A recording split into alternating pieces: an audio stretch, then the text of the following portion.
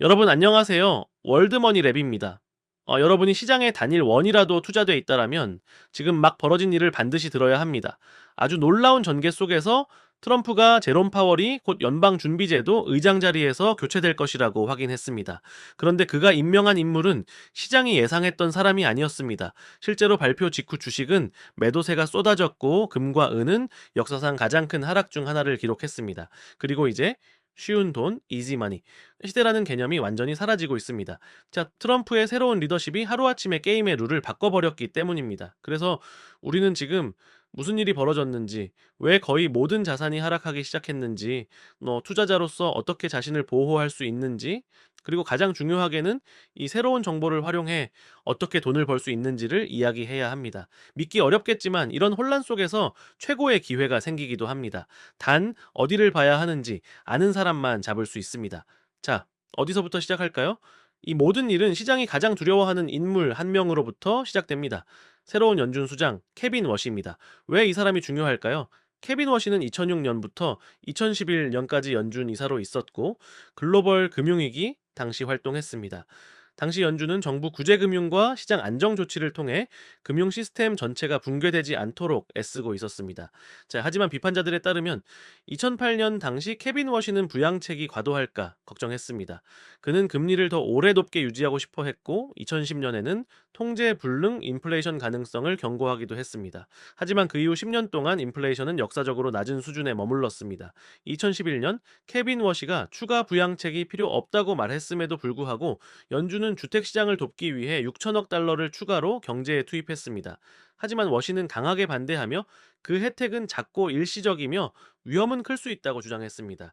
결국 그는 2011년돈 찍기를 막을 수 없다는 걸 깨닫고 사임했습니다. 그로 인해 그는 통화 가치를 훼손하느니 차라리 물가 하락과 느린 성장을 택할 사람이라는 평판을 얻게 됩니다. 2022년에도 워시는 연준이 금리를 너무 늦게 올렸다고 말했습니다.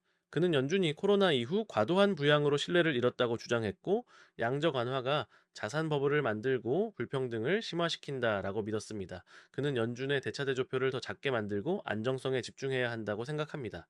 즉, 케빈 워시의 경제 철학은 더 높은 금리, 더 느린 성장, 더 강한 달러에 초점이 맞춰져 있습니다. 이건 시장이 2026년까지 기대했던 방향과 완전히 반대입니다. 그래서 극적인 매도세가 나온 겁니다. 그럼 도대체 무슨 일이 벌어진 걸까요? 솔직히 말하면은 이건 이른바 트럼프 효과 때문입니다. 지금 시장은 무엇을 기대해야 할지 모릅니다. 지난 1년 동안 트럼프는 반복적으로 금리 인하를 약속해왔고, 제롬 파월이 금리를 더 빠르고 공격적으로 내리지 않는다고 공개적으로 비판해왔습니다. 그래서 시장 참여자들은 돈 찍기가 계속될 거라는 가정하에 투자해왔습니다. 하지만 이제 케빈 워시가 들어와 미국 달러를 지키기 위해 경제를 일부러 둔화시키고 돈을 덜 찍고 연준의 대차 대조표를 줄이고 미국이 또 하나의 몰락 사례가 되는 걸 막으려 할 거라는 예상이 나옵니다. 대선 한 달 전 워시는 이런 질문을 받았습니다. 연준 의장이 되면 무엇을 할 것인가? 그는 자산 보유자에게 좋은 정책은 월급 생활자에게 나쁘며 우리는 사실상 주주를 부유하게 만들면서 일반 미국인에게 비용을 전가하고 있다고 말했습니다. 그리고 주식 시장이 하락해야 하느냐는 질문에 그는 중앙은행이 실물 경제에 집중하게 되면 금융시장은 알아서 정리될 것이라고 답했습니다. 이는 단기적으로 시장이 떨어질 수 있지만 장기적으로는 부자만 더 부자가 되는 구조를 완화할 수 있다는 의미로 해석됩니다. 하지만 아이러니하게도 최근의 워시는 과거의 워시와 조금 다릅니다. 그는 최근 성장을 자극하기 위해 금리를 많이 낮출 수 있다고 말했고 30년 고정 모기지 금리를 낮춰 주택시장을 살릴 수 있다고도 했습니다. 그리고 2026년에는 자신을 백악관의 동맹으로 보고 있습니다. 물론 일각에서는 그가 입장을 완전히 바꿨고 자리를 얻기 위해 맞추고 있다라고 주장합니다. 어쨌든 시장은 이미 반응했습니다. 워시의 이력은 달러 붕괴는 없을 것이라는 메시지를 줍니다. 달러가 강해지면 주식 시장은 약해질 수 있습니다. 금융 환경이 긴축되면 모기지, 금리도 오를 수 있습니다. 그럼 2026년 경제는 어떻게 될까요? 누구에게 묻느냐에 따라 다릅니다. 흥미롭게도 트럼프는 달러의 구매력이 떨어지기를 원합니다. 이상하게 들릴 수 있지만 어느 정도는 말이 됩니다. 달러가 강하면 해외 국가들이 미국 제품을 사기 더 비싸지고 미국 제품의 경쟁력이 약해집니다. 반대로 달러가 약해지면 미국 제품은 싸 보이고 수출이 늘어나며 주게도 상승 압력이 생깁니다. 또한 정부의 막대한 부채도 시간이 지나면서 상대적으로 부담이 줄어듭니다. 이 모든 것은 우리가 지난 10년 동안 익숙했던 환경과 완전히 다른 환경으로 들어가고 있다는 신호입니다. 금리를 내리느냐 아니냐가 핵심이 아닙니다. 중요한 건 항상 시장을 구해줄 거라는 믿음, 끊임없는 유동성, 한 방향으로만 오르던 자산 가격 시대가 처음으로 의심받고 있다는 점입니다. 이제 앞으로 무엇이 일어날 것으로 예상되는지, 그리고 앞으로 몇 달을 어떻게 큰 기회로 활용할 수 있는지 이야기해 봅시다. 이걸 이해하려면 주식시장의 본질을 알아야 합니다. 시장은 보통 한 가지 사건 때문에 움직이지 않습니다.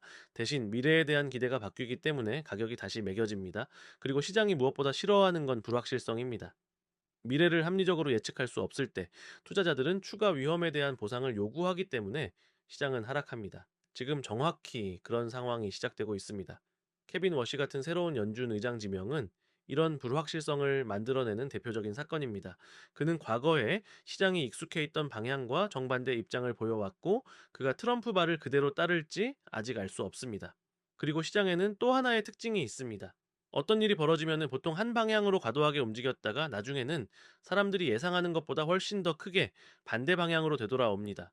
예를 들어 2025년 4월의 매도세는 실제보다 훨씬 과도했고, 트럼프의 지금이 매수할 타이밍 트윗도 시장을 과열시켰습니다. 하지만 잠깐 정상화해 봅시다.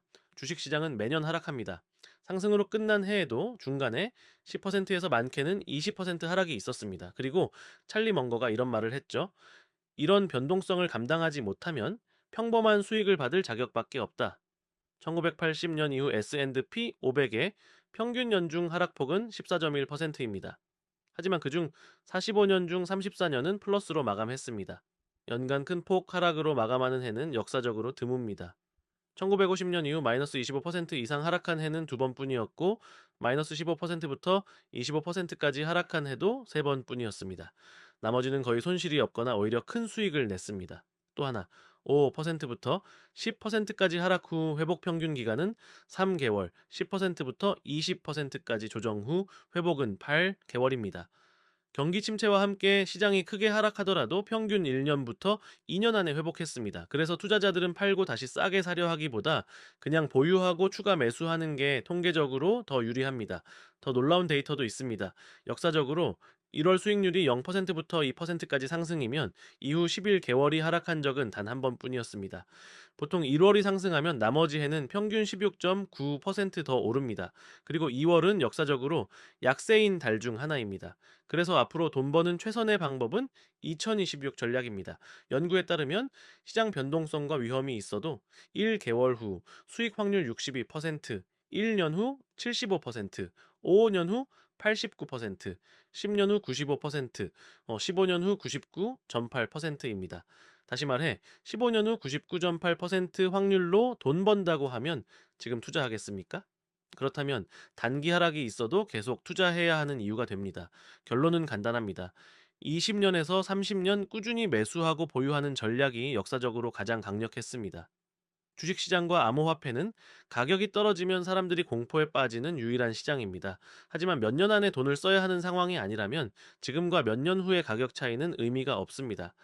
아이폰 가격이 $500로 떨어졌다라고 이미 가진 아이폰을 팔지는 않죠. 오히려 새로 하나 살 수도 있습니다. 주식, 비트코인, 금도 마찬가지입니다.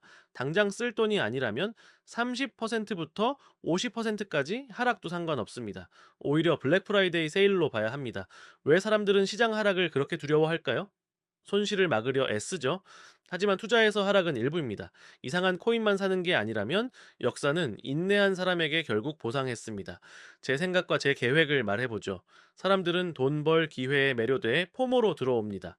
가격은 펀더멘털과 괴리되고 사건 하나 터지면 공포가 논리를 압도합니다. 이런 실수를 하지 마세요. 미래는 아무도 모릅니다. 뒤처지지 않는 유일한 방법은 계속 투자하는 겁니다. 그리고 제 개인적인 생각으로는 워시가 결국 금리를 내리고 트럼프와 방향을 맞출 가능성이 높습니다. 시장이 과민 반응 중일 수 있습니다. 하지만 반론도 있습니다. 2007년 워시는 모든 게 괜찮다고 했고 1년 뒤 위기가 터졌죠. 결국 어떤 일이든 가능합니다. 하지만 확실한 건 하나입니다. 자, 장기적으로 계속 매수하면 괜찮습니다. 20년 후 지금 뉴스는 중요하지 않습니다. 좋아요 누르고 구독도 부탁드립니다. 시청해주셔서 감사합니다.